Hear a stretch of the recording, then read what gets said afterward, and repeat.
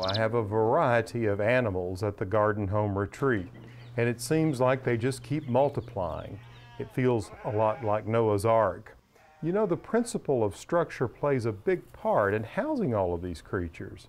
Besides the mobile chicken coop, which we'll talk about later, the construction was recently completed on my Bantam chicken temple. I also have these adorable Khaki Campbell ducks, great egg layers, who are housed within my new 1-acre vegetable garden. They love going after all those bugs. And the old dairy barn serves as a great place for newborn lambs and their mothers, so they get adjusted before turning them out with a larger flock. Now, on a recent trip to New Jersey, I came across a different kind of garden structure, a butterfly house. Butterflies can really bring a flower garden to life, as you might know, as they flutter around from bloom to bloom. Jeff Hoagland, who's the education director at Stony Brook Millstone Watershed Association, tells us that luring butterflies to a garden is really quite simple.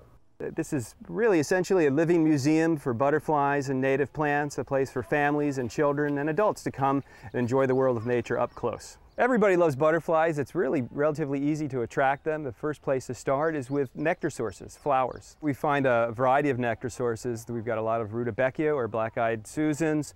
There's some Cardinal Flower in bloom. There's also Pye Weed about to bloom. And of course, one of our favorites is milkweed.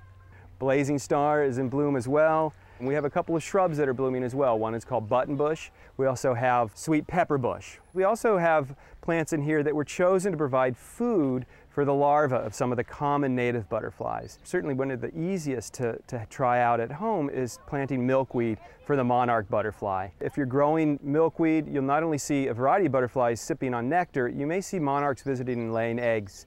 You'll have to look carefully, typically on the underside of the leaves for eggs, and look for chewed leaves, which will often indicate the presence of monarch larvae, the banded caterpillars. But we have other guests as well. We have tortoise beetles visiting plants.